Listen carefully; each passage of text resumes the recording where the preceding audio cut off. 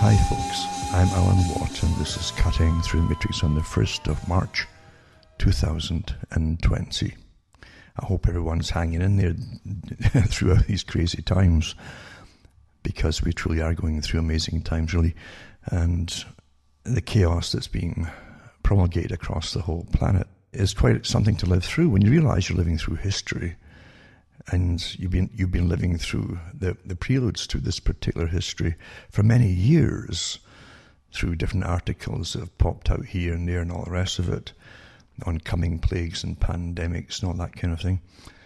And at the same time, you've watched God knows how many movies on pandemics and plagues and viruses, and I think one of the first ones that became a big hit, if it had plenty before it, mind you, was one that Dustin Hoffman was in years ago. And then a whole bunch of them jumped on the bandwagon and helped to terrify everybody into being very, very, very afraid of things. And then, of course, on top of that, you have other kind of releases amongst the news articles. You get releases on occasionally. It's getting less now because it's so tightened up for quite a few years now, the whole news system. But you used to get releases of interesting stories, in fact, on government agencies in wartime modes and post-wartime modes working in biowarfare fields. Big business and a big area too. And I don't think there's a country out there, a nation out there, that's not testing out different kinds of diabolical things to destroy mainly the human population, although they also had ways to destroy the domestic animal population for farming, that is, and long-term warfare agendas. All published stuff and declassified stuff, a lot of it more recent, in fact, by, again, bits that would sneak out into the newspapers about different countries even going further with ethnically designed biowarfare kind of viruses, etc. And it really does stop me. You stop and say, wait a minute, something's really wrong with us all here, where we've allowed this kind of thing to go on. I think we all grew up, at least my generation grew up, with the idea that there was a kind of right and wrong even in warfare. Naive to an extent too, because warfare is vicious. The whole point of warfare, physical warfare, is to kill enemy. And the enemy is those who control your regime, otherwise your government, same thing, want it to be. And governments don't serve the people. Personally, I don't think they really ever have served the people for an awful long time. I learned the hard way, again, growing up and looking at things and wanting something to believe in, naturally, and only to realize that most of what they were giving you as history was bogus, really. Back then, in fact, in nations like Britain, UK, you had this idea that we're all really the same. We're the same people and all that, which is a great thing if you want them all to rally together for war. And Britain depended upon war for centuries, in fact. That this strange entity, let's call it an entity called Britain, they depended on war for conquering nations and to civilize them, you understand. I mean, they didn't want a profit or anything. But really, a clique in London, this oddball London system in the city of London, with its big square mile of banks and all that, really dominated a good part of the world for one period of long time. And they had their big obelisk there too, brought from Egypt, their version of the Cleopatra's type needle, the one in France as well, the one in Rome too. Those who rule the world set them up as a very old form of power. And most folk don't even figure out what they are. They have a hard time figuring out what it is. But that's where the power is. It's a type of phallic symbol which comes out of the earth, and you're born of the earth. A very old, well, how will I put it, system that governs the world.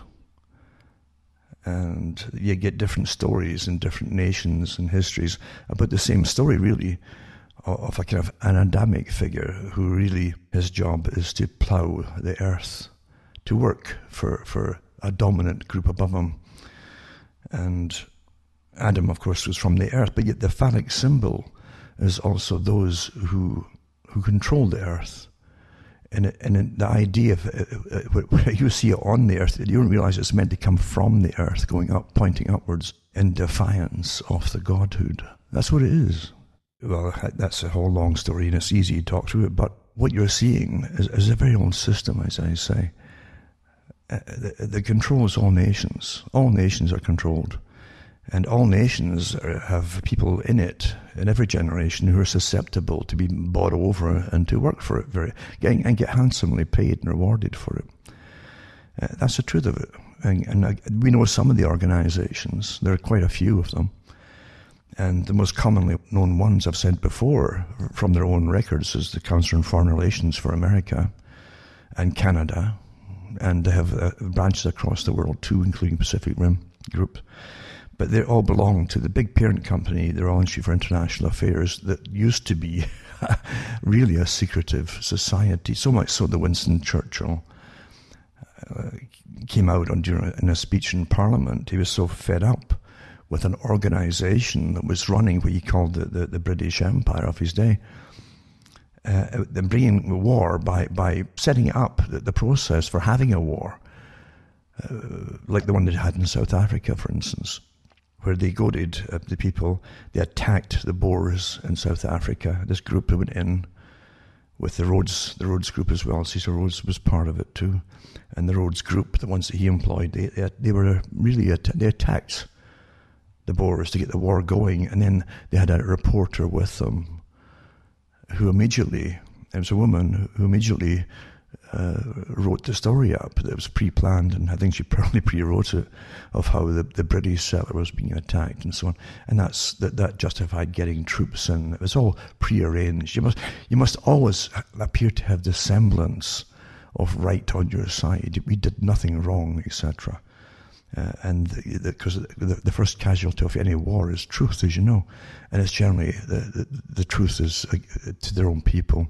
At one time growing up, you had a semblance, you didn't know at the time, but a semblance of a kind of fakery of a system that kind of bound you together. The real culture of the people was the people themselves. That was the real culture, not the one they gave you from the top down. It was the real culture from the general population that helped each other in times of crisis, before there was a welfare system or unemployment system, unemployment money and compensation and so on. You didn't have that kind of thing. And people really did have to, after World War II, and they had it all through World War II, but they helped each other out, the ordinary people. They still have their petty differences and they did a bit of criticizing of each other. Yeah, that's human nature, But when it comes to the sharp, people would bind together and help each other in basic ways to pay even the rent. And most folk in Britain really didn't own their homes.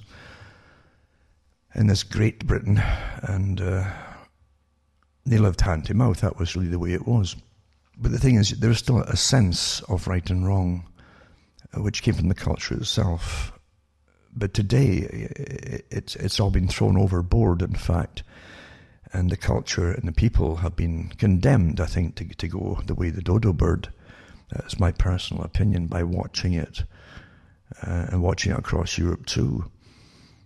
And it's verified too by speeches given by very important and wealthy people, giving the same thing out, that's the way they want it to be.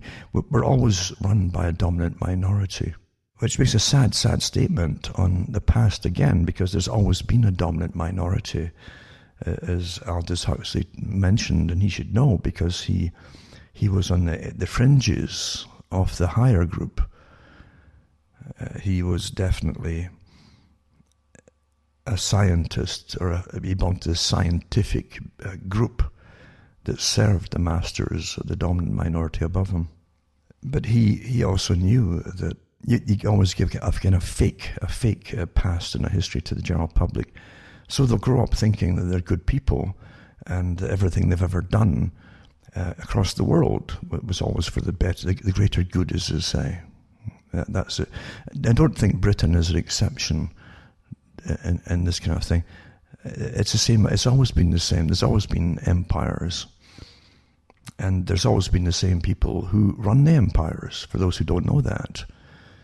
Empires are started off with money. It takes a lot of money to get even a fleet of wooden ships together, to have a navy, to go off and doing some piracy, etc. But it took money to do all that. So you need money, people. And the folk who know how to create money, the magicians, if you like. And then they have to be rewarded, those who give it money, by more and more money coming back into their coffers. And then the whole thing just takes off, and you create an empire across the world, where Britain at one time too, I think it was even shown, you don't see it in many movies, but it was even shown in a good movie called The Thug Eye. There's a brotherhood in India of crooks and criminals, thieves, but they were a real brotherhood with their own passwords and all the rest of it, and they worked together to plunder the wealthy. But in the movie version, they do show you that the commissioners that were sent out from Britain to different parts of India would work with the Indian counterparts, who were really part of the nobility, and who'd always lived off the taxes of the people. And Britain had done the same, of course, really, or those who ruled Britain. And so they had a pact with India that they'd both together, rather than fight each other, they would both just keep taxing the general population with goods and trading and all the rest of it. That's how it was done. And they called India the jewel in the crown. But as I say, don't look at Britain as being any worse than anybody else, because when you see today what's happening, I mean, India is expanding. For those who don't know it, India has ordered submarines, nuclear submarines, 6 of them, I think, apparently. I don't know if they're all nuclear, but some of them are. And Trump, of course, is out there selling more and more jets and other equipment to them as well. But India also has its biolabs, like every other country. And there are no good people in the world when it comes to a system of money and power. Psychopaths always rise to the top in such a system. Psychopaths can rationalize any kind of cruelty and any kind of misery they cause. It's always because it was justified, it's for the greater good, etc., etc. And as they plunder nations and leave them burned out and dry, or in famine, or whatever it happens to be, they can always somehow try and rationalize it to themselves. As I say, unfortunately, so many people are willing to help them, and people from the general culture at the bottom classes too are willing to help them. The British Army had no problem recruiting people. And say that early, from World War I onwards, basically, they had so many unemployed. They always keep a good amount of unemployed for the military.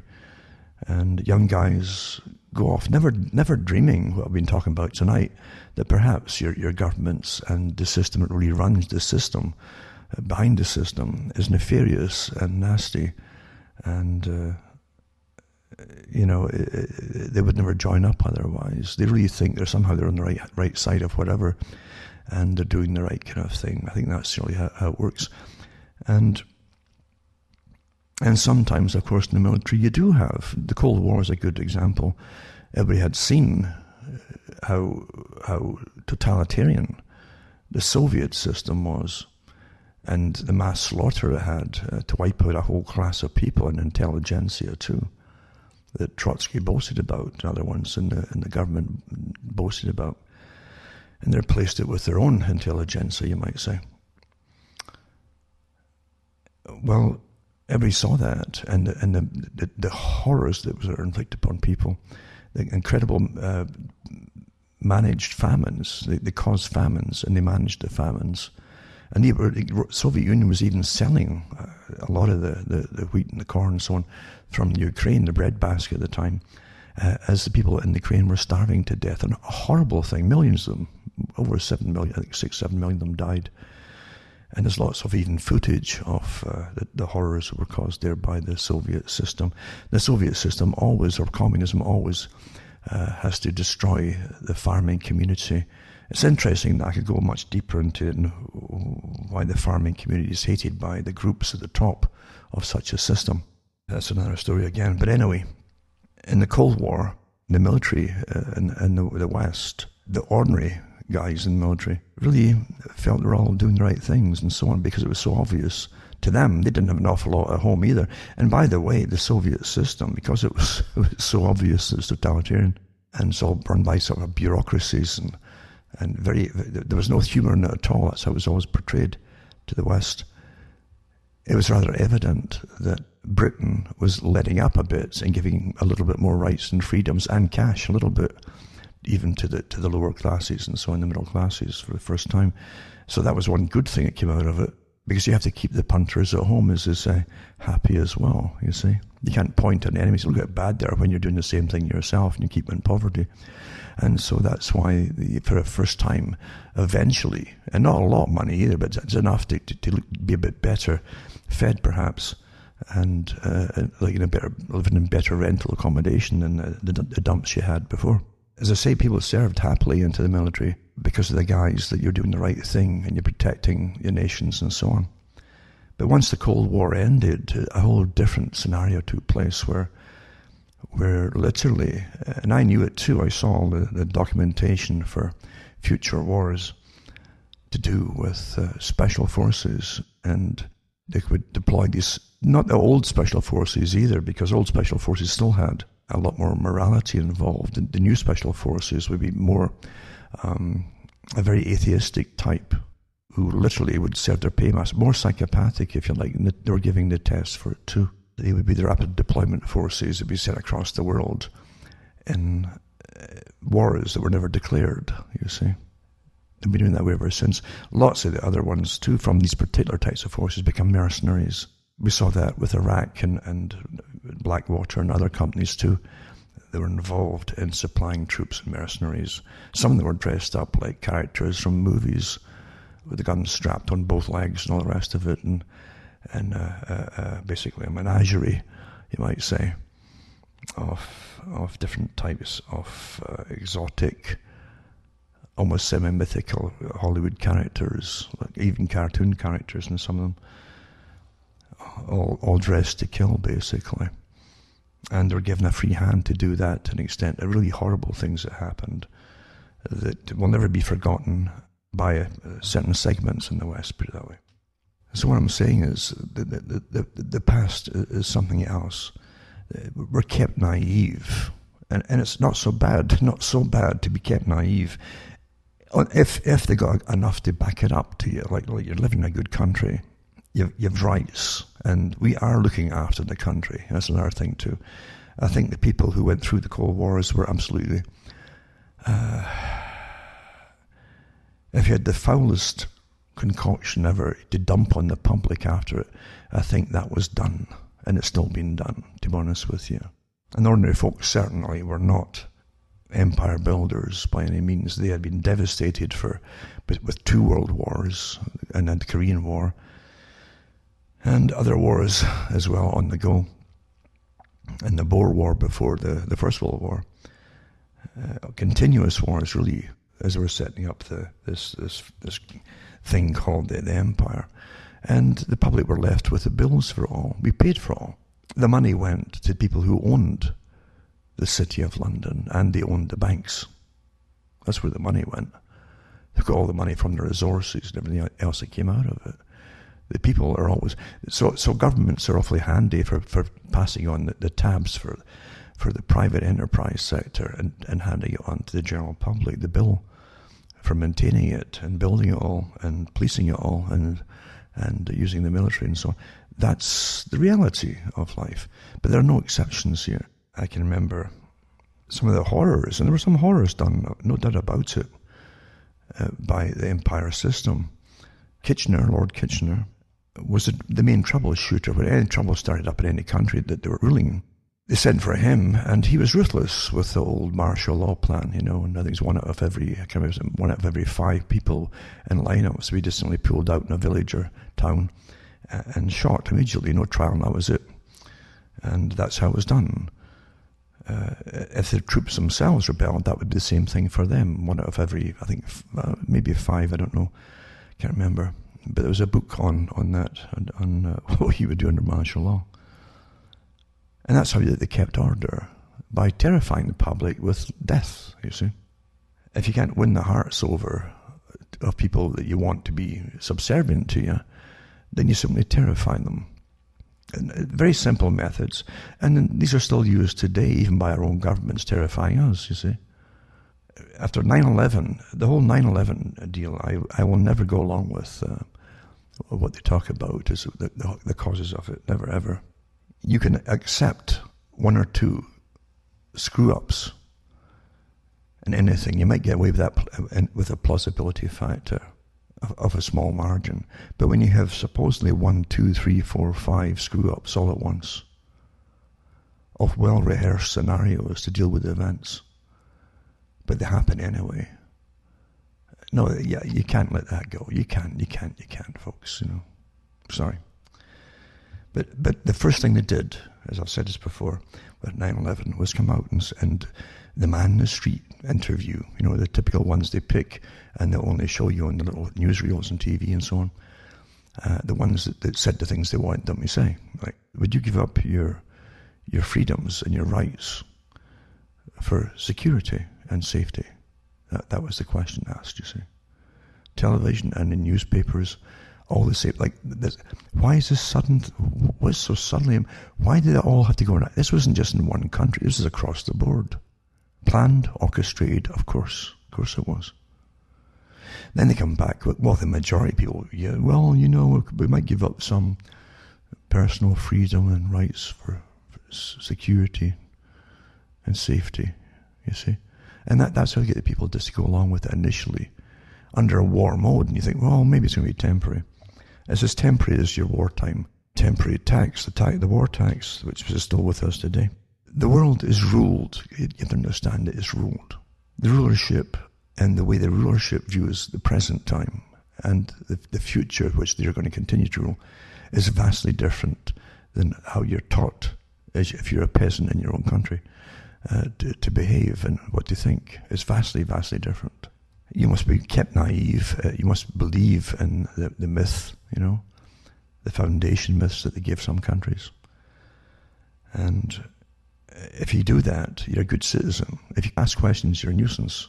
Well, 9/11, as I say, was a kick-off for that. Until, yes, wherever you go now, you're going to get ID'd, you're going to have your irises scanned. I can remember the basic stuff. And again, Homeland Security came into being, Homeland Security, with incredible powers. And folks still sing songs about being the land of the free and home of the brave and so on, Isn't it amazing how you can adapt and adapt? As I said, if you have the same song sung and the same flags waving, you still think you're in the same system. You don't realize it's not. The system uses the symbols to keep you under hypnosis. But it's a completely different system. Completely different than the people who lived in the times before that happened. And with the next part of crisis, is again fear.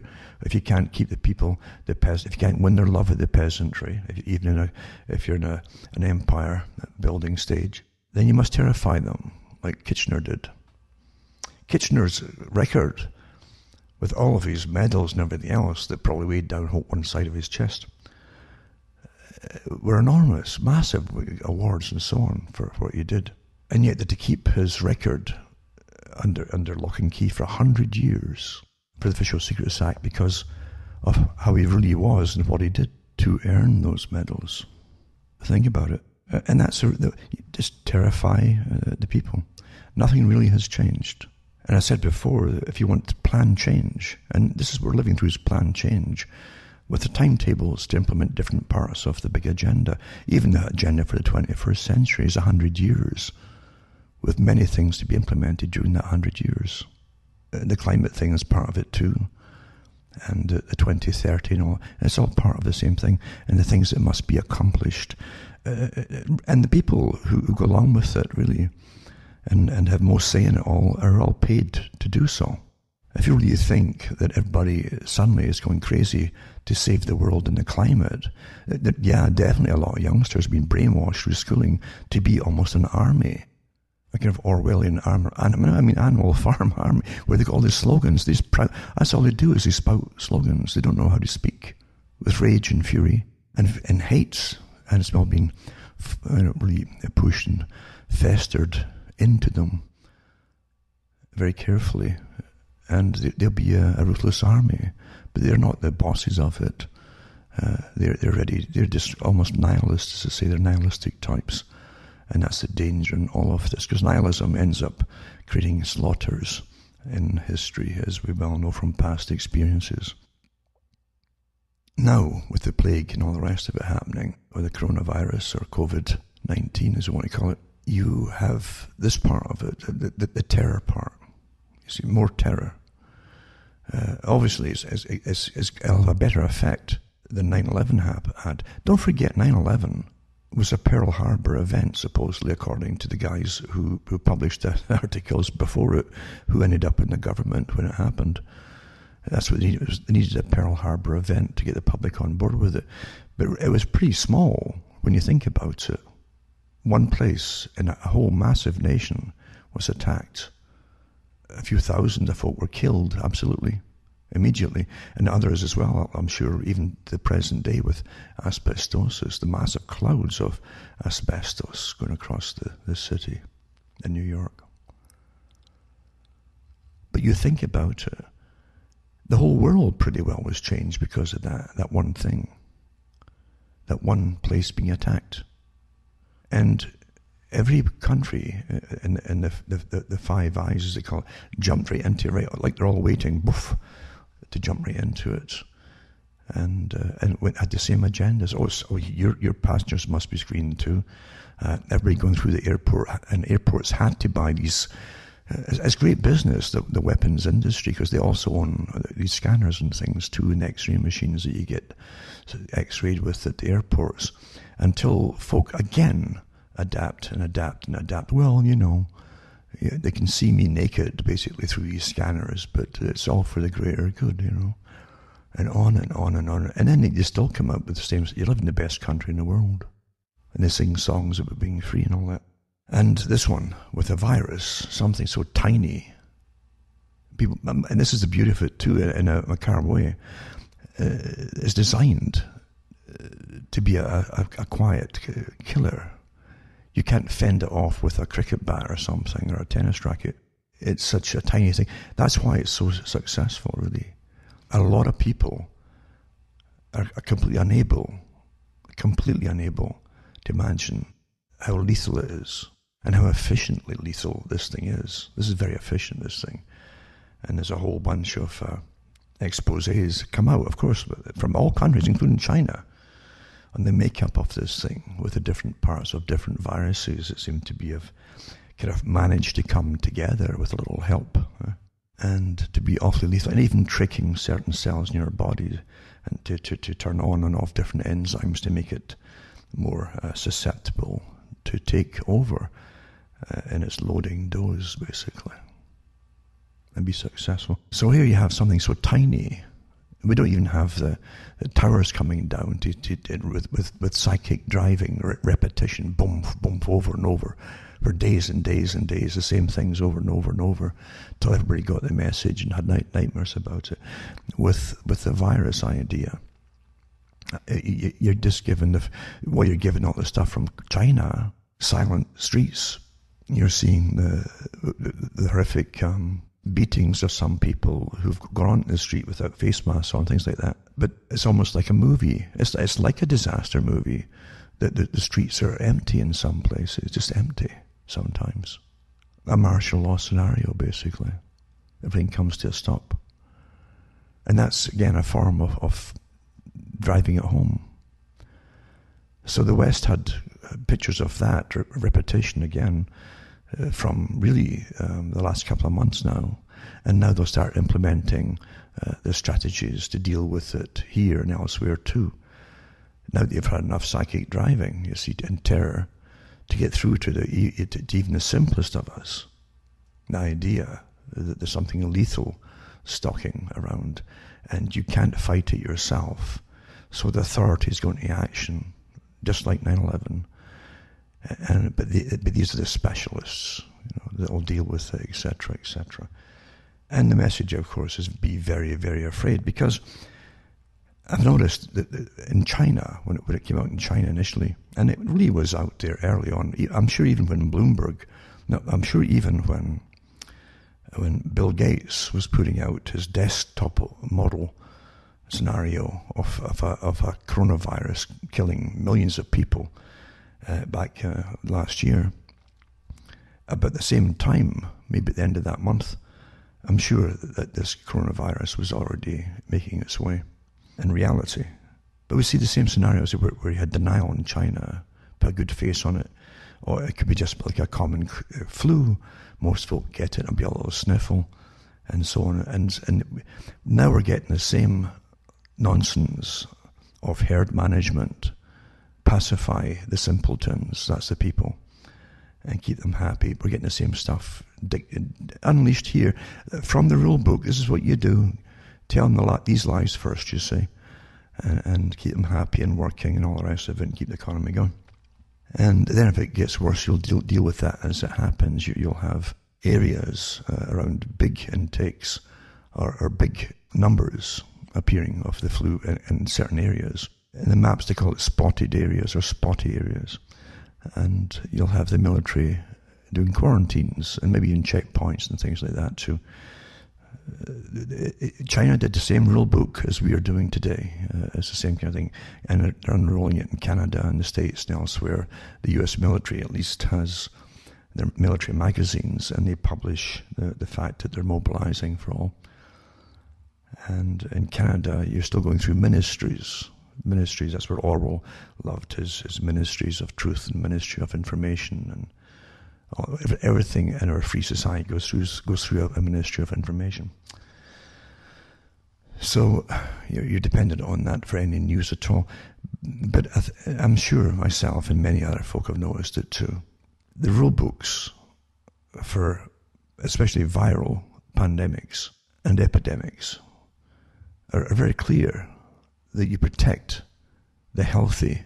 You protect the healthy by not introducing into your population the possible infected subjects, and to keep the healthy ones clear.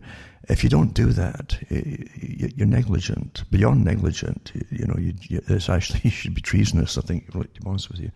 We watched every rule in the book. We watched every rule in the book being thrown out the window, with flights still coming and going back and forth, and the whole thing. Even though they kept telling us it's a new coronavirus, and we don't know how it will behave because of that, therefore it's potentially very lethal. That's the first rule, you see. You go by until you find otherwise. But we haven't found otherwise so far, you see. And rather than little sniffy noses and so on, we know it's hitting certain populations worse than others. It's hitting males worse than females. And it's hitting the elderly pretty nasty, really rotten. And the young people too, who've had it from China, as I've said last week, said that they thought they were dying. Not just with the lung filling up with fluid and crushing the alveolar tissue, so you can't get the exchange of oxygen. But the joint pains and everything, terrible joint pains amongst the fever too that they experienced. It was not like a little sniffle at all. Some might, and here's the other thing too. I think people don't really realize this.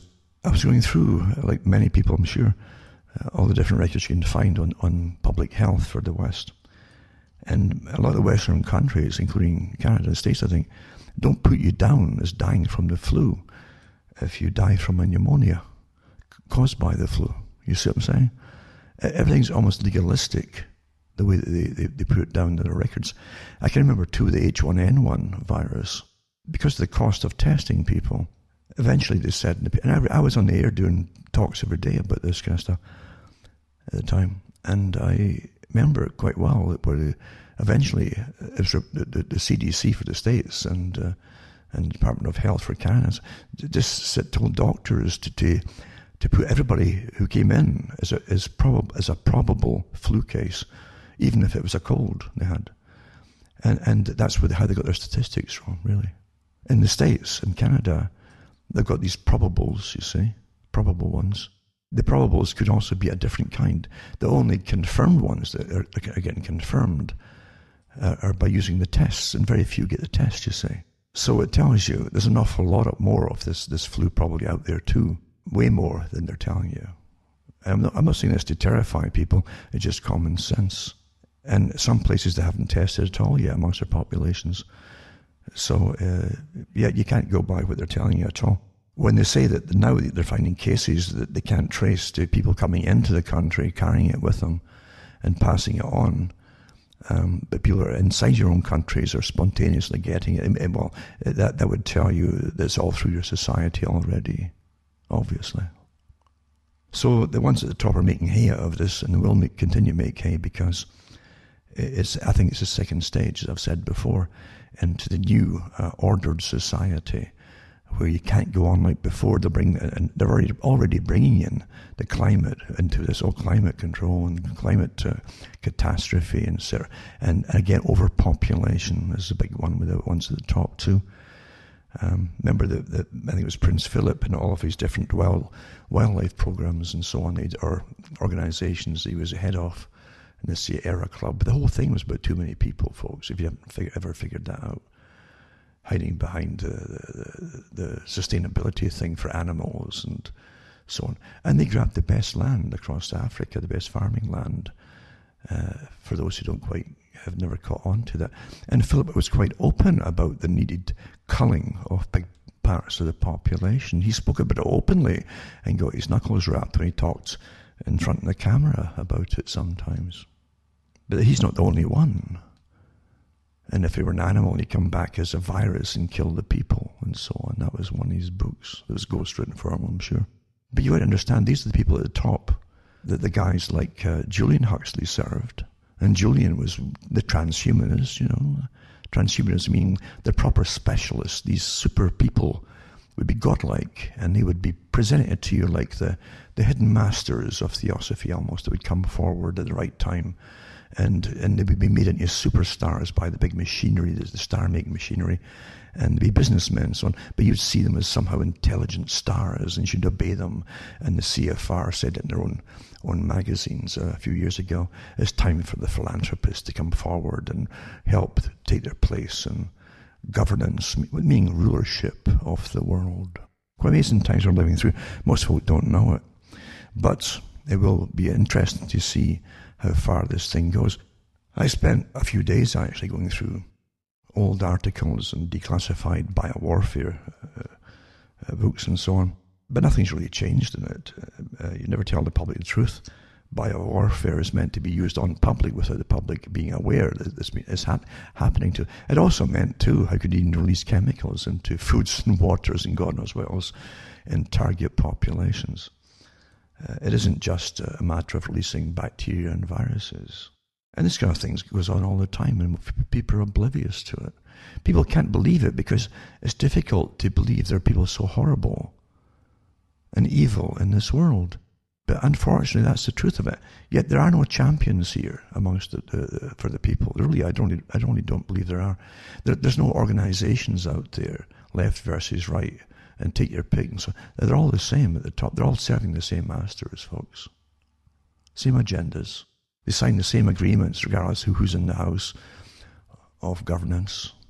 And they update the same agenda and sign on to it again for the next phase, whether it's climate or whatever it happens to be, or global sustainability, etc., all the way to rationing. And isn't it interesting too, if there's, in China, they've got rationing going on in different parts. You can actually see these creatures that rule over us too, some of them in the big foundations rubbing their hands and salivating almost at the thought of having this kind of power that they've lusted for so long. Eh? But as I say, just like 9/11, you can't keep tripping over stupid mistakes one after the other, and you keep believing it. To reading the laws on protecting domestic populations. And one mistake after we just didn't realize, and don't forget, in a week, how many people can traverse across the planet all over the place, and back and forth on holidays and all the rest of it too. Never mind months. And it's not finished yet. So of course it has to be meant to happen. Of course it is. I just don't fall for this screwing up idea anymore. No, there's no way, no way at all. You know, the sciences are so advanced for making these lethal things. They really are. And this is not conspiracy theory. This is stuff they've published themselves. And articles, newspapers, old ones in Britain too. Like the Porton Down ones, where they talked about what they did for the journalist was allowed in for a British newspaper, and he sat there having breakfast with them, in awe at how casually they talked about their work. That literally, if they wanted, they could wipe out the planet as if more efficiently than atomic bombs would do. This was an everyday conversation there, the stuff that they made. And they're one of them. As I say, and the emerging nations, as soon as they start getting money coming in, they've got their scientists involved in the same stuff as well. Across the world, it's the same thing. And there's your dilemma, there's your paradox about having freedoms and rights and all the rest of it, where literally those who rule the world wanted, now they have it, they didn't have to do it with physical people meeting you or anything, but they wanted to have everyone diagnosed and under total observation 24 hours per day, 7 days a week. At the end of World War II, I gave talks on it at the Psychiatrists Association in Britain and elsewhere, wanted the right to vet everybody in the country and vet anybody who would have any power over the people. And so they would become the ones who would decide who would get into government. In fact, they wanted to govern themselves, believing they were the only sane people who do so. That's what they believed. And there's tyranny for you. From the tyranny of guys who drilled holes in folks' heads if they wouldn't comply eventually. Nothing's changed, except now they're using the scientific groups through the internet and the Ethernet and your smartphones and everything, and everyone's got their daily data put in their own profiles and their folders and their eyes in the sky and all the rest of it. They even know the percentage of people who can't be fooled all the time, but most folk can be, partly because you have to acquiesce to be fooled. It's like voting. You all know it's a con job, so you have to participate in your own delusion by voting. Oh well, I know, but I'll vote anyway. You know.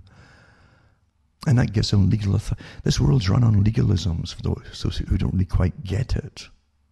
It's incredibly legalistic. Not moralistic, but legalistic. But as I say, there are no good countries when it comes to this. They're all involved. It was interesting that India was the first country that a group in India, who must have probably been involved in some biolab somewhere, who came out with the study of this thing and just mentioned the makeup of it.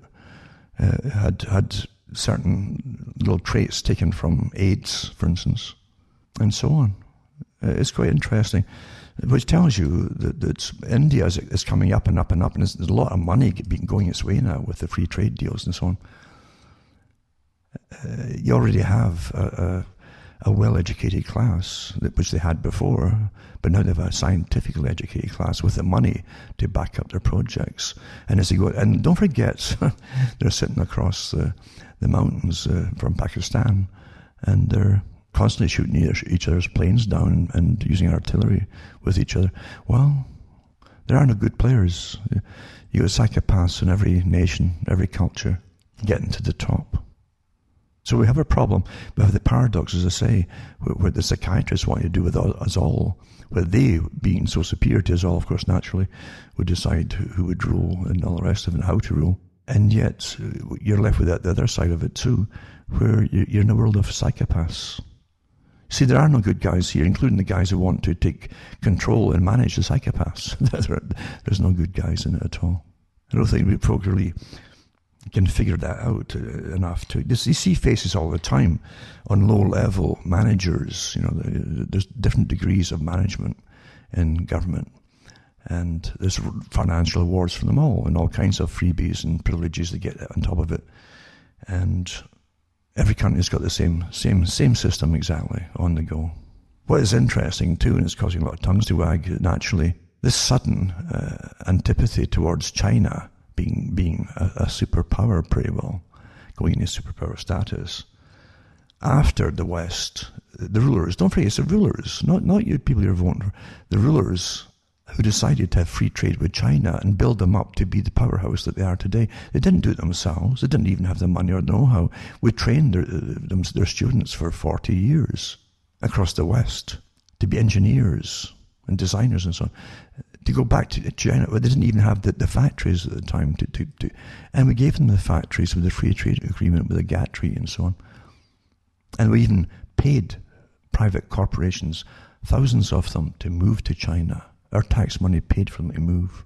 And now you're supposed to believe that suddenly the West says, oh my God, it says we're frightened of China. Who's kidding who? Now remember what I've just been talking about here. You build up the countries. And for a while now, the US and other Western countries, because they're all owned by the same masters, you might say, have been hammering at China, because China is expanding the rim around their nation and the ocean by basically adding to natural islands, even creating some false ones or fake ones altogether, and putting little bases on them and so on. But again, they're surrounded by US bases primarily in the China Sea. However, it's not enough, you see. They've been hammering on about a coming war with China. I think John Pilger even did a documentary on that. It's quite a good documentary. And others too have talked about it. And lots of articles, newspapers. However, here's another thing too. You got to go back to old Kissinger as well, talking about depopulation. And he put out a kind of memorandum or a kind of bill in the US for depopulation years and years and years ago. Think about all these things. You build up the enemies. You've already depopulated back home quite a bit across Europe there, because people were awfully good. They didn't have many children. They were doing what they were told, and now they're told there's just not enough of them to pay off their debts, so you got to bring in mass migration. In other words, there's a lot of excuses for mass migration and so on, and that's what they really are. And then you get the wars in the Middle East again, and Syria is still getting hammered. It's had proxy warriors and mercenaries put out by the West for years. And when they go out, they've brought in Turkey, that's a member of NATO, pretending that got nothing to do with it in the West. It's their affair. No, it's NATO, and they're doing it instead of the proxy warriors that have been thrown out by the Russians and Syria. And here's Turkey talking about invading cities. Well, an invasion is an invasion. The first invasions with proxy warriors was still an invasion into another country without declaring a war upon them. And we've been living through this kind of scenario since the Desert Storm. You've had 30 years wars going on in the Middle East, taking out countries for different reasons, and folk pretty well know why, some of them. And never mind the plunder that's involved in it too. However, here's China, right? The coronavirus comes along, and fingers all point to each other, as that's what it's meant to do in silent weapons or quiet wars. Because there's always plausible deniability on all sides, you see. It hits China first. It's more prone to hit East Asian people, Chinese people, because of the kind of protein that they have in the lung. It's more profuse. It binds to, in fact. So they get hit really hard. And it also hits, where else, with the travelling back and forth, Korea, North Korea as well, which is an enemy as well, be taken out. All mentioned by the same peanut group years ago. And then you have Iran. There's the never-stopping war against Iran. And bingo, you see the same one or a slightly different strain hits Iran as well. Awfully coincidental. As I say, these guys that can predict a Pearl Harbor event for 9/11 before it happened, they needed something like that to happen, just get what they want. And here you have it, the bingo again, the scratch and win. They hit it right again. This thing is hitting primarily the ones on the list to be taken down a peg or two, and to have regime changes, etc. It's all coincidental, as you say, and to be called a paranoid schiz or a conspiracy theorist if you mention the fact that I'm talking about. But this could be caused as part. And don't forget the Peanut Group, by the way, back in the 90s. And you can look up for yourself on the list of things they wanted to do, and which they did. They put forward a bill to enable themselves to put down biowarfare as a viable weapon that could be used by them in the future if need be. Think about that. You can check it out for yourself. And then you have this one here, Harvard professor sounds alarm on likely coronavirus pandemic. 47% of world could be infected this year. And this guy is not an idiot. He's up there with biochemistry and biology and so on. And this is his profession. So he's a professor, Mark Lipsitch, he's called, an article in the Wall Street Journal. But he talks about this. It could hit 40 to 70% of the world, and it could be infected this year, right? And then I did a little bit of searching. Here he is giving a lecture to students at Harvard. You remember, too, that Dr. Boyle was a law doctor who came out with a treaty for pandemics and to biowarfare, a treaty to stop them making these new diseases, which they do at these labs. And, of course, everyone who's looked upon them has heard his talks. But it verifies him what he said, because here's Lipsitch saying the same thing. He said, a lecture to students who are going into this profession, right? Should we be making potential pandemic pathogens in the lab? Potential pandemic pathogens in the lab. And he goes through it in the talk, what is a natural outbreak of some disease compared to the lab-created ones. And the lab ones, too, have no known varieties before them. It's pretty unique and so on. He goes through the different, and it doesn't occur in nature as such, or it hasn't yet, sort of thing.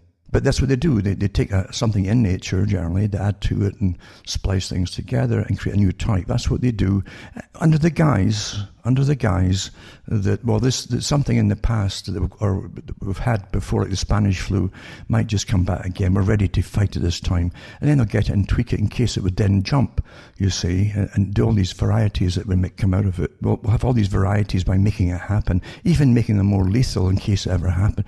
And this is biowarfare. That's what this is, biowarfare. This is what you do in biowarfare. Always under the guise of, what if it jumped? Let's be ready for it. So we'll make it jump to show that it can be done, and we'll wait and see if it does it itself. What a lot of nonsense, eh? That's what they do all the time. So I'll put a link for that up to that talk that he gave. And getting back to the same thing, it's all connected, you understand? All connected. That you have this article, Taiwanese professor, says Wuhan coronavirus likely man-made. A National Taiwan University professor. He goes into it in some detail as to why, what occurs in nature, what doesn't occur in nature.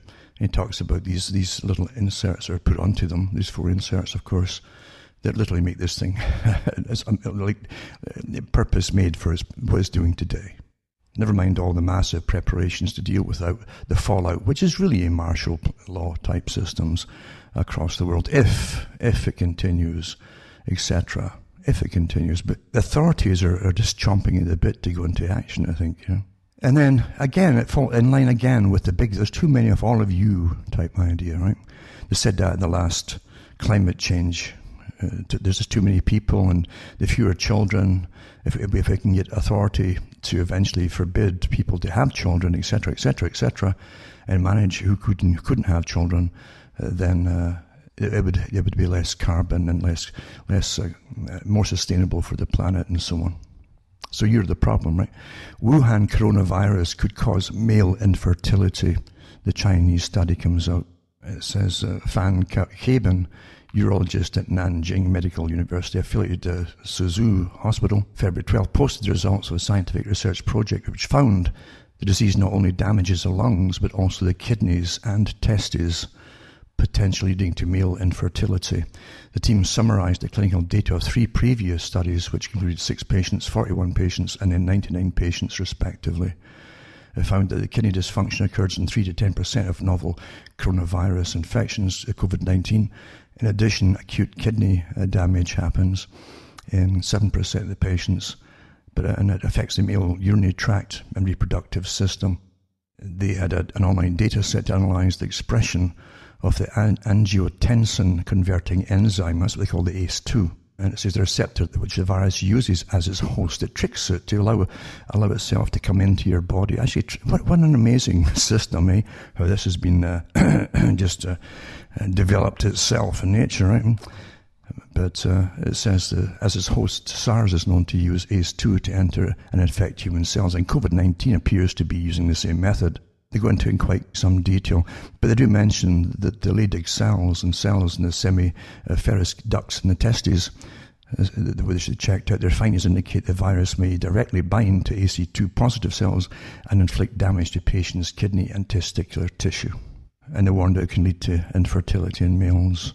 Isn't that, if you want to make a lucky bag of all your wishes, if you were a power that had all these plans for depopulation, altering what you put down recently as your enemies, which you built up in the first place. And then, of course, the one in North Korea that they've always kept on standby to wave their swords at. And it's just a bulldog for China, North Korea. That's what it is, this guard dog. It's a pawn. It's a front for China itself in case they were invaded from that direction. So they get hit big time. And then Iran gets what's next? Who else is on the wish list? Really think about it, right? And then you get all the different changes at home as well. But I'll put all these links up, including the professor from Harvard, who is a specialist in his field, talking to students about should they be creating these potential pandemic diseases, making new ones in the laboratory, which is commonplace with them. That's what they do, folks. There's a management system in this world way above what you perceive to be government. Those who are placed in government above you have inklings of it and enough savvy to know to obey it. And they'll never tell you that. They must play their parts because they're all like little petty actors, really. Anthony Sutton used to talk about Wall Street helping to create the Bolshevik Revolution. That was one of the titles of one of his books. And who financed Hitler up at the top too? And the greatest enemies money can buy. We pay for them, and then they're going to be your enemy. Are you really falling for this, folks? There's a power on this earth that really people don't want to talk about. Because they want to believe, it's frightening for a lot of people who are trained to be naive. And decent people who don't want to think bad things about people. They're perfect for rulership over them, being ruled, because they're being brought up to be that way. But there really is an organization that runs the world. Every enemy you've had for the last 100-odd years, it's more, and probably before that too, but in the last 100 years it's been more obvious for those who want to really look at it, was created by the ones who are going to end up fighting them. You create them, you build them up, you arm them even, and then you say, oh my God, look, you even give all your trade to them and factories to them until you can't make anything for yourself. And then you just suddenly notice when there's a crisis, how are we going to survive without them? Like you just suddenly, there's not a move made on the chessboard before it's all thought through, every facet of change, with think tanks working on every possible scenario of what would happen if. There's no spontaneous anything in this at all. That's how you keep control of the world.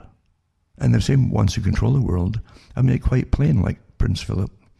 There's too many of you. And then the world meeting on depopulation or overpopulation, and during World War II they had in London, King George was supposed to preside over it. They weren't killing enough people off in the war. What were they going to do to bring down the population after the war was finished? This wasn't talking about Africa here, their favourite topic, Africa or somewhere else. This was about Britain and Australia eventually, and all the other colonies, as they like to call it then, or dominions. A completely different system than the one you're taught to believe in. Completely different, folks. But Prince Philip has been so obvious about it. So when you hear people prattling on about deliberately setting free biowarfare, no, don't call them paranoid and stupid and all the rest of it. Because I've done shows on the stuff which was done on Britain and all the different releases of agents on the British populace by their governments. I did it years ago, step by step. It's at cuttingthroughthematrix.com. Remember, two folks helped me out by sending some cash my way once in a while. Cuttingthroughthematrix.com. And you can go into all the other sites I have on that main site there and find out how to send cash my way, because, as I say, I always forget to ask for it. I'm not selling you stuff. I'm not selling you T-shirts or elixirs of life that will make you youthful or keep you alive forever. And I just try to give you advice and some education as well to life as it really is, and to fill in some of the gaps sometimes. Now I'll just touch on a few things before I get off here, because again, I never really talk about what I was even thinking of talking about, because I prefer to have a free mind in its way of thinking and conveying things to people, because it's so important that you have the time to listen. Everything's bits and bytes, and people come on and they'll do their half hour here or 1 hour there and so on. And I try to stay off the emotional side. I don't go into the political side. It's a waste of time. As I say, if voting worked for the people, it would be made illegal long ago. This world they're bringing in and rationing and austerity that I've talked about so many times before, they've signed on to the United Nations, as I say, is the second part of 9/11 we're going through now. That's what it is. And it'll never be the same again afterwards. They'll never give up powers of even more intrusiveness into the system, and mandatory medications that come down the pike too. No doubt about that whatsoever. This article is a video, the lockstep simulation scenario, a coronavirus-like pandemic that becomes trigger for police state controls. And that's put up by Global Research. And they themselves are, I think, are quite openly Marxist. And so I look at everything, and but not all stuff is slanted. There's always bits and pieces of evidence in anybody's articles if they're worth anything at all. But it says here, by now, those following the novel coronavirus epidemic are familiar with Event 201, the pandemic simulation staged by Johns Hopkins University in conjunction with the World Economic Forum, the Bill and Melinda Gates Foundation, Johnson & Johnson, and other ruling class heavy hitters in October, I guess last October. The media establishment had already picked a story clean, set up and eviscerated a straw man, such as no, Bill Gates didn't cause the coronavirus epidemic, silly conspiracy theorists, and convinced the group itself to issue a statement denying their exercise on this planned exercise, a computer exercise, was meant to predict the behavior of the actual virus to follow. But if you're aware that the epidemic playing out in China and 24 other countries, including the US, is unfolding in line with a decade-old simulation titled Lockstep, devised by the Rockefeller Foundation in conjunction with the Global Business Network. Scenario 1 of 4, included in a publication called Scenarios for the Future of Technology and International Development in 2010, describes a coronavirus-like pandemic that becomes the trigger for the imposition of police state controls on movement, economy, and other areas of society. This describes a world of tighter top-down government control and more authoritarian leadership. Remember what the Club of Rome said, democracy doesn't work, they can't get things done, they need the professionals to be in charge who can just order and the people obey. That's really what it's about. And here's a chance, eh? These guys at the top, like the New American Century group, the Project for New American Century, who in the 90s published their agenda of countries they'd like to be eliminated and altered and changed. And then they got 9/11. These guys, if they were to buy a lotto ticket, they'd win, obviously. Every time they'd win. And the same with the ones that did this one here, that lockstep. They just seem to know. Maybe they've got bet. Maybe they don't use tea bags. Maybe they use the loose tea and then read the tea leaves once they're finished in the bottom of the cup and predict the future, because they're incredibly lucky. This particular article isn't too bad, Countries of Africa, Southeast Asia, and Central America in the simulation suffered the worst in the absence of official containment protocols. It's quite good. Police state is good and freedom is bad. That's the message, of course, we're all true. And another one, too, is quite interesting. It's novel antibody may suppress HIV for up to 4 months. They've tried everything in experimental tests over in China as well. But this one isn't from there. It's an open-label study, it's called. They give regular infusions of antibody that blocks HIV binding site on human immune cells, and it may have suppressed levels of HIV for up to 4 months in people undergoing a short-term pause in their antiretroviral therapy regimens, according to a report published online today.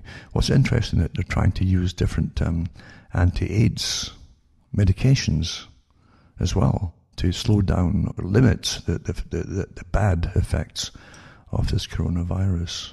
I also put up this one too. Canada prepares a pandemic response plan as coronavirus cases continue to climb. I wonder why they're climbing.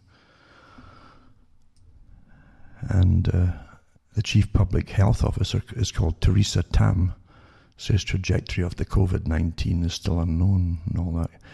But they don't tell you much. Really, it's very... I think they censor things into such simplistic thinking and that you lose any message at all. I think it's part of the way that bureaucrats speak to the public, in socialist-type countries. And in socialism, I can use with a very loose kind of cover because it's very authoritarian. It's actually, they call it progressive. It's the ones who rule the world like that term. Also, Chinese authorities cover streets in clouds of disinfectant to halt the spread of deadly coronavirus. It's interesting because there's a movie that was made in Canada, I think, called Containment 2015. I looked up to see if it's on YouTube, and I think it's on YouTube for free maybe at the moment. I don't know how long it'll be after you speak about it here, or I speak about it. As the residents of an apartment block wake up to discover they're sealed inside the building. They weld the doors shut, just like they did in China, by the way. They must work together to find out why before they start to turn on one another. And in the movie, they show you these foggers of disinfectant in the streets and in the buildings and all that, and hazmat suits, etc., including shooting people who leave quarantined areas, which is NATO, by the way. The NATO countries have signed their agenda. If whole groups try to leave quarantined areas, it's the law there, whether it's radiation or infection. Then they have to use nerve gas on those from above if they're trying to escape. And any individuals doing it is simply shoot. That's even in the movie. But then they were following the NATO plan, actually, which is the law. All NATO countries have signed on to that long ago. And how you're told to just stay in your buildings and obey and always telling you it's all going to be all right, even if they might even bump you off. Don't worry. But what else do you expect from politicians? This is interesting. Coronavirus could be 1,000 times more infectious than SARS. The scientists warn us discover it plagues the body the same way as HIV and Ebola. This is what's so interesting about this particular type, you see. If it was a matter of luck, putting something together in nature to make it really, really efficient spreader of as a disease, very fast, and able to trick the body and fool the body to allow the body to be invaded. This is something I don't really think happens that easily in nature myself. So that's my opinion. So they claim antibiotics already on the market could treat coronavirus. I don't know what they're talking about antibiotics there. It won't be penicillin types because they're no use against viruses. But they should have said antiviral drugs, I suppose. This article here says that the coronavirus could be up to 1,000 times more infectious. So it spreads much faster and can contaminate more people more quickly than SARS, 1,000 times more infectious, because it plagues the body in the same way that HIV and Ebola does, scientists warn. They presumed the spread of it would follow the same trajectory as SARS outbreak in 2002-03, because the viruses are almost identical genetically, but they have discovered the way it binds to cells in the human body is akin to far more aggressive diseases. It says here that the Centers of Disease Control Prevention and the World Health Organizations have warned that antibiotics do not work against the viruses, if that's true, and that overprescribing and overusing them helps to fuel superbugs. Well, I'm not quite up to it with that one, because they've been telling people to use less, and doctors have been prescribing fewer and fewer antibiotics for bacterial infections, as you well know. But it says ACE is actually 2, doesn't exist in large quantities in healthy people. This is the receptors that you have, which helps limit the spread of the 2002 outbreak. NANCA, and this is awfully good I've got from the China site actually.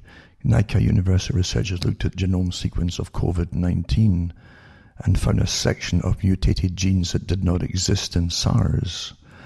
Instead, the coronavirus has cleavage sites similar to those in HIV and Ebola, which is awfully important because even in biowarfare, I was reading a long time ago that this is something that was being worked on in some laboratories a long time ago, which carry viral proteins that are dormant, okay?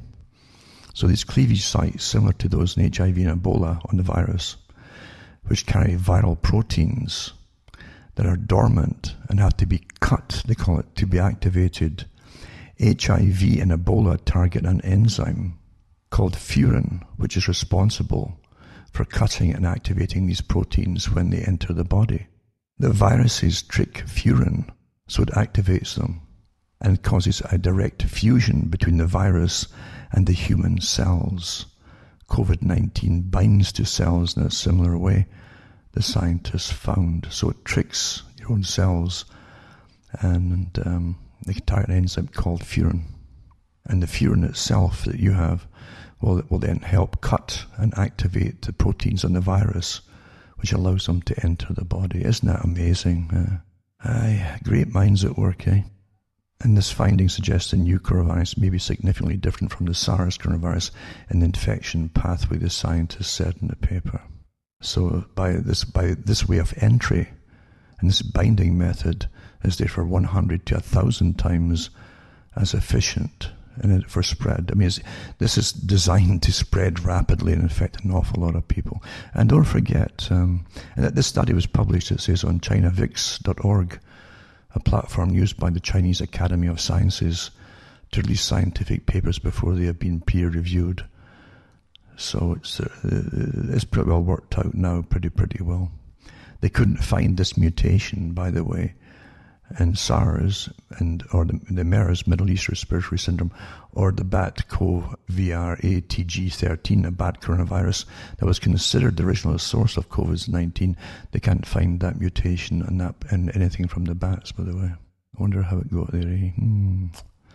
So anyway, that's what we're living through, and a lot of people that are in authority and have been harping on from their institutions about the terrible overpopulation of the world and useless eaters like Bertrand Russell and so on.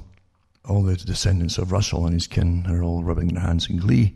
It's such a chance to get things done. Don't forget, again, in the last climate meeting that they had, they talked about they might eventually need to, maybe quite soon, the authority to limit population or who breeds. That was an old thing going all the way back to the days of Malthus, of course, Thomas Malthus. They never change. And now, of course, with this coming along the pike and maybe rationing coming in, and who knows how long they're going to drag it on, you'll see a lot of things changing for the agenda's sake, put that way. It's been on the papers for an awful long time. We're essentially programmed. Predictive programming is used all the time, bit by bit, to get us used to everything that's eventually going to be done to us by authorities and by those who guide and predict and plan and guide the direction of the world. Anyway, from myself, Alan Watson, Ontario, Canada, where it's still awfully cold, by the way. And it's nice at night, mind you. Walk out at night in the middle of the night there. You don't see all the stars anymore since 2005 or 6 because of the heavy spraying. The global dimming, as NASA likes to call it. You see the brighter stars, but when you walk out at night in the country and look over that snow, it's a timeless feeling. You truly are. It's a timeless feeling. You're in a timeless moment. Many have shared maybe for thousands of years before you. It's really something you hold on to. That's what makes life worth living. The occasional fox, like last year, would come up and get fed. It was so cold. He had enough, I hope you're all safe and stay safe. Use basic precautions regardless. But don't just give up and collapse by terror. Because governments thrive on terror. That's what authority thrives on. As I say, from the days of Kitchener, remember? When you can't make the people love and obey you and serve you, then you terrify them. Nothing ever changes. Have a few friends, hopefully, and you can all depend on each other. And just like the movie, that containment movie, I'll put a link up tonight, don't turn on each other through stress and any kind of hardship. That could, who knows, come along. It might just fizzle out. Who knows what really is going to happen or might be planned, put it that way. And many people too are just hoping that a second type doesn't suddenly, by its magically appear, and they'll say that it's evolved, to become even more virulent and dangerous. Let's hope not. Let's just hope for the best. Take care of each other. A few friends can help you along the way. For myself, as I say, Alan Wharton, Canada. And it's good night. May your God or your gods go with you.